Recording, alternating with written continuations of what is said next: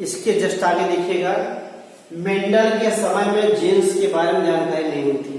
उस समय केवल यह जानकारी थी गुणसूत्र क्या होता है, गुणसूत्र ही विभिन्न लक्षणों को अगली पीढ़ी में ले जाने के लिए उत्तरदायी होता है। माने दिया गया था गुणसूत्र वाद, क्रोमोसोमल थ्योरी कहा जाता है।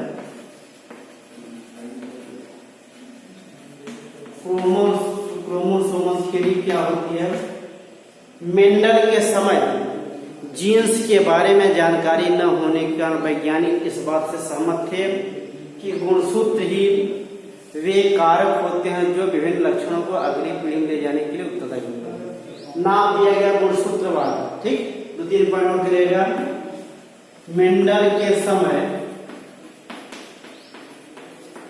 जीन के बारे में वैज्ञानिकों को जानकारी नहीं। सभी वैज्ञानिक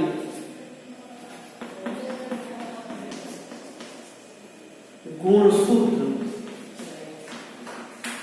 को ही लक्षणों के आनुवंशिकी के लिए उत्तरदायी मानते थे। ठीक, 19वीं शताब्दी में जब यह स्पष्ट हो गया कि जीन्स होते हैं आनुवंशिक पदार्थ जो लक्षणों के आनुवंशिकी के उत्तरदायी होते हैं, यह संकल्पना अमान्य हो गई। अब इसके बाद गुणसूत्र की खोज हुई थी, उसके बाद देखा गया है गुणसूत्र ही विभिन्न लक्षणों के वंशावृत्ति में सहायक होते हैं। माने इसके बाद लिंग निर्धारण का कार्य कौन करता है? गुणसूत्र। अगला है लगेगा sex determination in human beings या एनिमल्स। अगला है लिंग निर्धारण।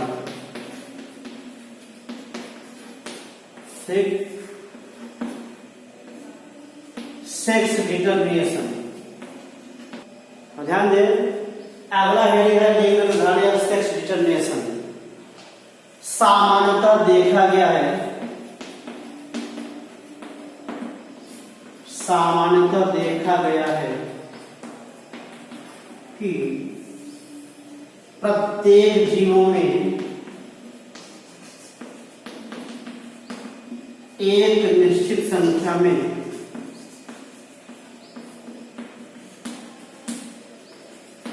गुणसूत्र पाए जाते हैं। ठीक,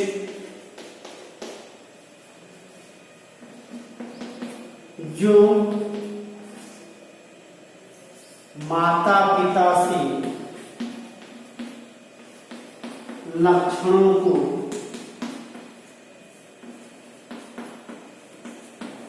उनकी संतानों में ले जाने के लिए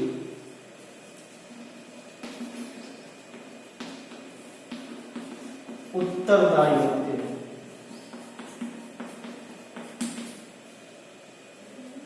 मनुष्य में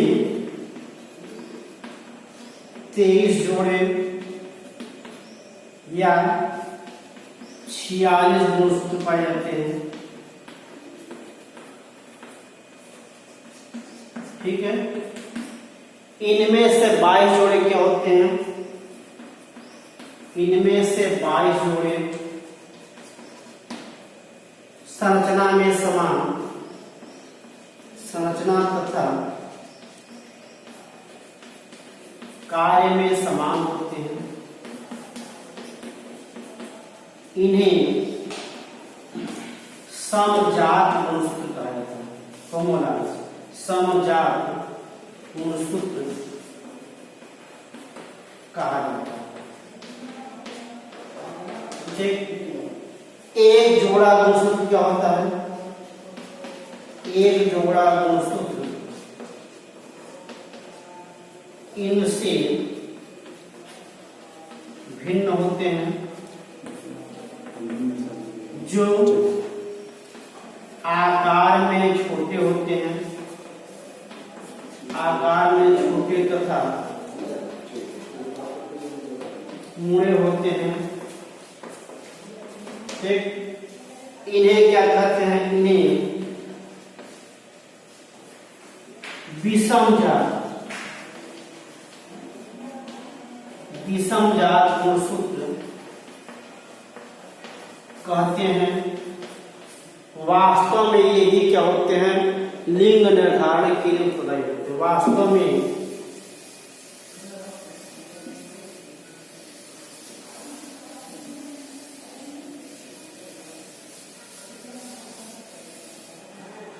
यहां देखिएगा,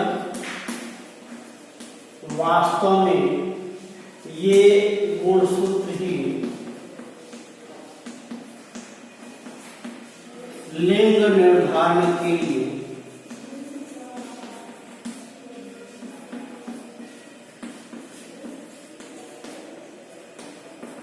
उत्तरदायी होते हैं।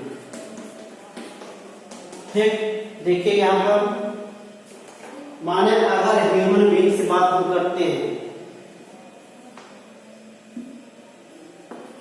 नर में सभी गुणसूत्र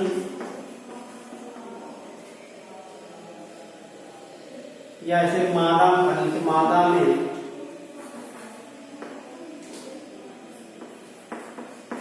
सभी गुणसूत्र समान होते हैं। इन्हें रिप्रेजेंट करते हैं 22 जोड़ा, माने 22 प्लस XX, ये जोड़ा हो गया। ठीक, या कह सकते हैं 44 प्लस XX। नर में क्या होंगे?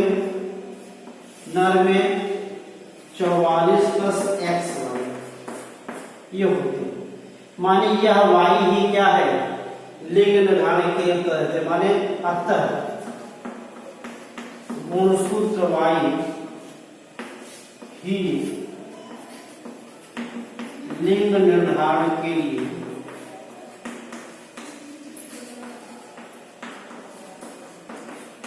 उत्तरदायी। ठीक, अब यहां देखिए, यदि संतानों में दोनों गुणसूत्र XX होंगे, संतान क्या होगी? मादा होगी। फिर संतान में गुणसूत्र XY होंगे। माने यहां देखिएगा, यदि संतान में गुणसूत्र XX होंगे तो संतान मादा होगी। ठीक, परंतु यदि संतान में गुणसूत्र XY होंगे तो संतान क्या होगी? नर। ये कंडीशन होती है। माने यदि हम नाम लेते हैं, यहां ध्यान दें, नर का चिन्ह होता है, इसमें सभी XY होंगे। मादा में मादा चिन्ह होता है ये, इसमें सभी गुणसूत्र XX होते हैं। इनसे युग्मन बनेगा, X बनेगा आधा Y, माने 50% क्या होंगे? X बनेंगे, 50% Y बनेंगे। इनमें सभी गुणसूत्र समान होंगे, गैमेट सभी समान होंगे XX। अब यहां देखिए, अगर इसका फ्यूजन होता है क्या बनेगा? XX। इसका फ्यूजन कराइए, XY हो जाएगा। फिर इसका इसके साथ कराइए, XX हो जाएगा। इसका इसके साथ कराएंगे, माने आप देखिएगा 50% चांस होता है मेल का, 50% चांस होता है फीमेल का। देखिए यहां पे, अतः सामान्यतः 50% नर तथा 50% मादा की संभावना होती है। ठीक, माने ये क्या हो जाएगा? आपका फीमेल हो जाएगा, ये आपका नर हो जाएगा, ये फीमेल होगा, ये आपका नर। माने सामान्यतः देखा जाए प्रकृति में क्या होगा? 50% मेल की संभावना होती है, 50% फीमेल की संभावना होती है। लेकिन सामान्यतः देखा गया है फीमेल की संभावना कम बनती है। ये डिपेंड करता है एटमॉस्फेयर पे और रिप्रोडक्शन पे, ठीक है। अब इसके जस्ट बाद देखा जाता है गुणसूत्र ही, गुणसूत्र पे कुछ क्या पाए जाते हैं हम, आगे देखिए थोड़ा सा। 19वीं शताब्दी में जब मेंडल के नियम की पुनः खोज हुई, ध्यान दो थोड़ा सा, 19वीं शताब्दी में जब मेंडल के नियम की पुनः खोज हुई, तब यह स्पष्ट हुआ कि जीन्स, प्रत्येक गुणसूत्र पे कुछ छोटे मटर के दाने के आकार के पदार्थ पाए जाते हैं, हम जिन्हें जीन्स नाम दिया गया। जीन्स ही वे आनुवंशिक पदार्थ होते हैं जो लक्षणों के आनुवंशिकी में सहायक होते हैं। ये दो बार लिखना होगा। 19वीं शताब्दी में मेंडल के नियम की पुनः खोज होने के बाद यह देखा गया कि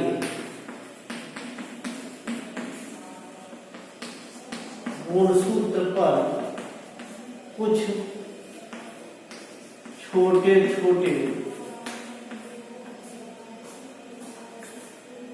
या छोटे छोटे कण के रूप में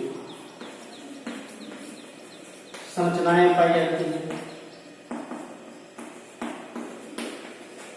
संरचनाएं पाई जाती हैं जिन्हें जीन कहा गया। ये ही आनुवंशिक पदार्थ होते हैं जो लक्षणों के वाहक का कार्य करते हैं, ठीक है। अब यहाँ पे बेटसन नामक वैज्ञानिक जीन्स की खोज किया, जिनसे देखा गया है वास्तव में जीन्स क्या होते हैं, डीएनए के सूक्ष्मतम कण होते हैं। बाद में एक बार लिखिएगा, बाद में यह स्पष्ट हुआ कि जीन डीएनए के सूक्ष्म कण होते हैं, ठीक। माने यह डीएनए है, डीएनए माने जीन्स होगा, कुछ वैज्ञानिक डीएनए को जीन्स माने, अब कुछ वैज्ञानिक डीएनए के सूक्ष्म कण को जीन्स मानेंगे। तो जीन्स ही आनुवंशिक लक्षणों के वाहक होते हैं, यही लक्षणों को एक पीढ़ी दूसरे पीढ़ी में ले जाने के लिए उत्तरदायी होते हैं, क्लियर। अब जब जीन्स की खोज हो चुकी, वैज्ञानिक इस तथ्य में पहुंच गए कि जीन्स ही आनुवंशिक कारक होते हैं जो लक्षणों के वाहक का कार्य करते हैं, तो गुणसूत्रवाद की संकल्पना समाप्त होती है। अब जीनी संकल्पना आती है और यह स्पष्ट किया गया कि जीन्स या डीएनए आनुवंशिक पदार्थ होते हैं जो लक्षणों के वाहक का कार्य करते हैं, ठीक। तो जीनी संरचना नेक्स्ट टाइम पढ़ाएंगे।